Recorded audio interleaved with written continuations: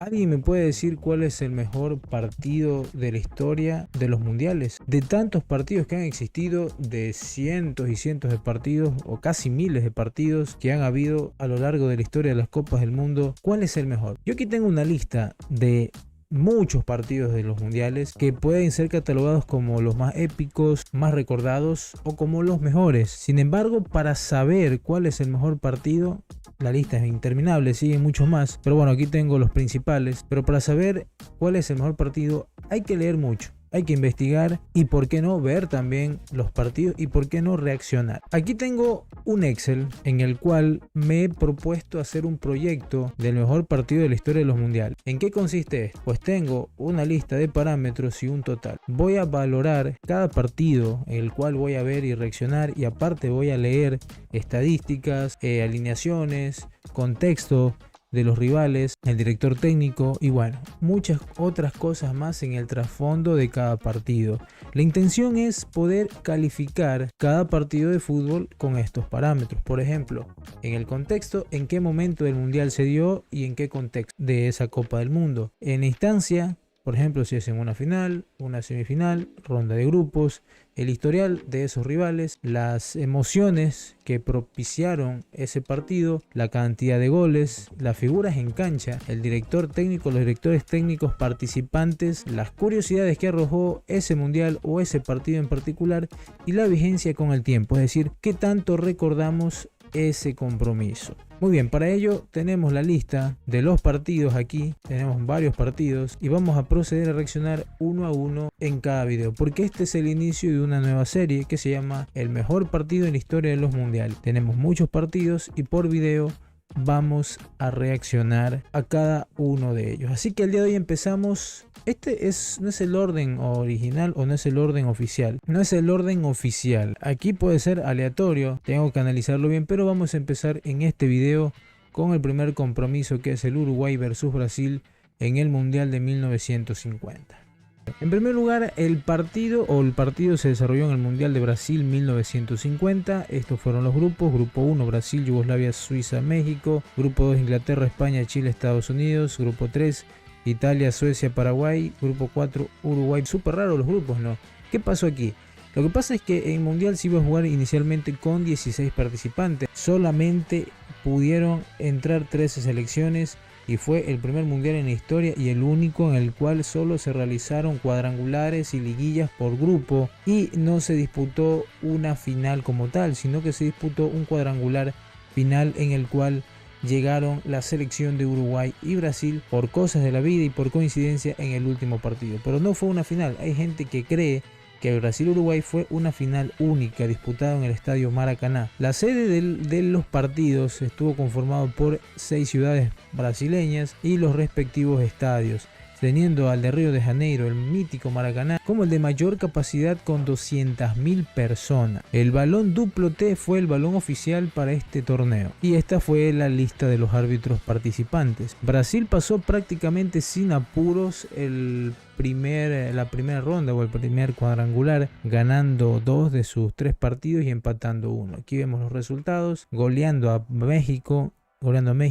empatando con Suiza, siempre se le complica a Suiza a Brasil en los mundiales, y ganándole a Yugoslavia. México por su parte no obtuvo ningún punto. Suiza y Yugoslavia peleaban el segundo y tercer lugar en esta instancia, pero no pudieron y solo clasificó Brasil. Luego en el partido o en el grupo de España estuvieron Inglaterra, Chile y Estados Unidos, y el equipo español venció en sus 3 compromisos sacando 6 puntos, porque antes solo se daban 2 puntos por victoria. Tuvo 6 puntos y el resto, Inglaterra, Chile y Estados Unidos, se repartieron una victoria cada uno. En el grupo de 3, Suecia, Italia y Paraguay jugaron sus partidos y el equipo sueco venció a Italia, lo que sirvió prácticamente para dejar sentenciado al grupo y hacerlo clasificar.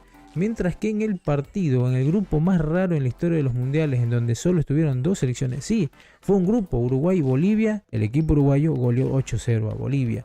Ya desde ahí se veía que Uruguay iba a dar pelea. Y por lo tanto el cuadrangular final lo compuso la selección brasileña, la uruguaya, la sueca y la española. En el primer partido Brasil ganó 7-1 a Suecia, Uruguay empató con España. Imagínate en un cuadrangular empezar empatando y que Brasil empiece ganando, en tierras brasileñas se pensaría que ya estaba todo arreglado. Por eso fue la emoción de los brasileños pensando que el Scratch iba a quedar campeón. Miren el segundo partido. A Uruguay le cuesta ganarle a Suecia 3-2 en un partidazo. Brasil goleó 6-1 a España. Recuerden que Brasil le ganó con facilidad a Suecia en el primer partido y que Uruguay empató con España. Luego Brasil golea a España y a Uruguay le cuesta mucho ganarle a Suecia. Si en el fútbol hubiera lógica, prácticamente Brasil estaría en un nivel muy superior y Uruguay similar a España y Suecia, pues Brasil le podría ganar 4-0 fácil a Uruguay. Llegó el partido final, Suecia versus España 3-1 y Brasil versus Uruguay. Ambos equipos se alinearon con estos jugadores. Las grandes figuras de Brasil eran Juvenal, Cicinho, Ademir y Jair,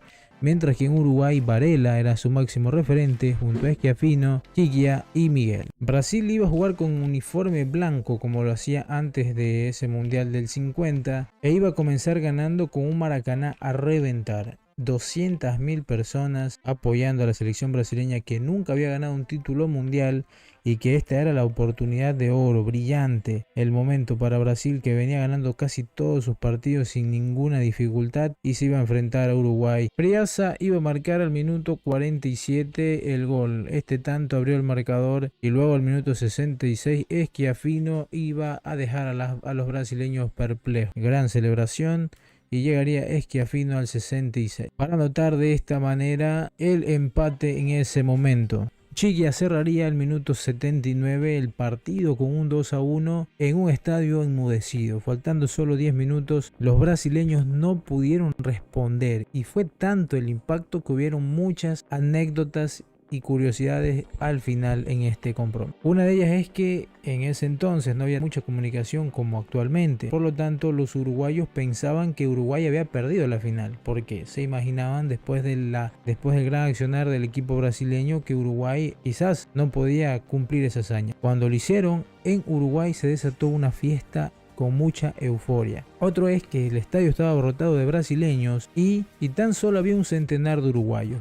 Cuando faltaban pocos minutos para que terminara el partido, no se escuchaba nada en las tribunas. El estadio estaba totalmente enmudecido y solo se escuchaban las voces del plantel uruguay, del director técnico y alguno que otro grito en el estadio. También el temor de enfrentarte a cerca de 199.900 personas era más que evidente. Además se reporta que hubieron varios suicidios en ese momento. Cuando el partido terminó, la decepción fue tanta que hubieron personas que se quitaron la vida.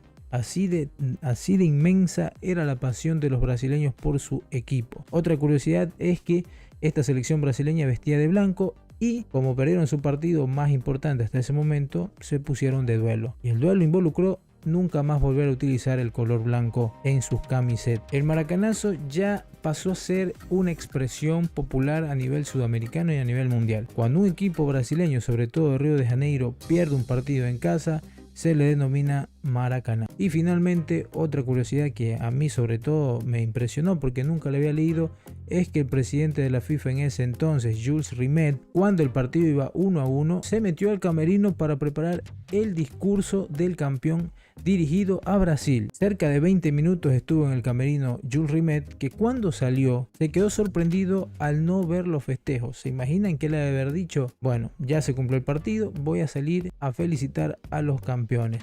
Cuando salió del camerino vio un estadio totalmente enmudecido y se sorprendió tanto que incluso canceló la ceremonia de premiación del campeón y tan solo se acercó a darle un apretón de manos al capitán uruguayo y a entregarle la Copa del Mundo casi a escondidas. Así que una historia impresionante en los deportes, sobre todo en el fútbol. Vamos entonces a calificar este partido que, bueno, tiene una linda historia. En cuanto al contexto, del 1 al 100, yo creo que este partido se lleva un 99, porque, bueno, le voy a poner un 100, porque Brasil venía prácticamente masacrando y arrollando a sus rivales y Uruguay venía con dudas, a pesar de que en el primer partido contra Bolivia goleó, pero venía con dudas por los partidos de la liguilla final, en la que se le complicó ganarle a España y a la selección de Suecia. Por lo tanto le pongo un 100 porque era el típico David contra Goliat, y en ese partido era muy difícil que Uruguay, siendo realistas, ganara, pero se dio un milagro bárbaro. En instancia no fue una final única, fue un partido de liguilla, por lo tanto no le voy a dar un 100, le voy a dar un 80 porque la instancia prácticamente no era una final. En el historial Brasil y Uruguay en esa época pues sí que estaba superior el equipo uruguayo porque había ganado una Copa del Mundo, y aparte de eso las Copas Américas Uruguay en los primeros años de este torneo dominaba, no tanto como Brasil. Igual se lo puede considerar como un partido bravo en ese momento, pero creo que no era para tanto. Un 75 considero que está bien. En cuanto a emociones, se vieron muchas emociones de lado y lado, gritos de euforia por parte de los uruguayos y desazón y mucha tristeza en los brasileños. En cuanto a goles, se marcaron 3 goles, 2-1. Creo que pudieron haber sido más para darle mayor emoción, pero creo que esos 2-1 están bien. Creo que el 2-1 está bien. Sin embargo, le voy a poner un 90. Figuras en cancha, a pesar de que ese partido pasó hace un poco más de 70 años y no recordamos algunos de los grandes jugadores, sí que hay históricos como Varela, como Jair, como Schiaffino, que son sin duda algunas históricos del fútbol uruguayo y fútbol sudamericano. Le voy a poner un 80 porque no creo que podríamos ponerle más, ya que muchos de ellos ya tristemente no son recordados. En cuanto a los directores técnicos, en Brasil estuvo Flavio Costa y en Uruguay Juan López. Les voy a poner un 80 porque en la época eran grandes directores técnicos, a pesar de que no son tan recordados en la actualidad. Por eso, bueno, le voy a poner un 70. Curiosidades, dejó varias curiosidades y hechos históricos, le voy a poner un 100. Y en cuanto a la vigencia del tiempo, el maracanazo jamás se olvidará, por eso le pongo un 100. Para poder determinar el valor total vamos a sumar todos los datos y vamos a dividirlo para el número de datos que es 9, para el número de datos que es 9, y de esa manera sacaremos un promedio de este paso. Así que este primer compromiso tiene una calificación de 88.33, relativamente alto, pero a lo largo de los videos, que se siga produciendo más videos, pues vamos a ir aumentando las columnas a la derecha y obtendremos nuevas calificaciones. Al final compararemos todo y tendremos una base de datos muy amplia de muchos partidos de las Copas del Mundo. Si les gustó el contenido y si quieren ver más en un futuro, suscríbanse, denle me gusta y comenten qué les ha parecido. ¿Será que modificamos algún parámetro? Son libres de comentar y decir, me pareció, por ejemplo, que en cuanto a goles yo le pondría menos, que en cuanto a emociones le pondría menos. Pueden participar todos y muchas gracias por ver. Adiós.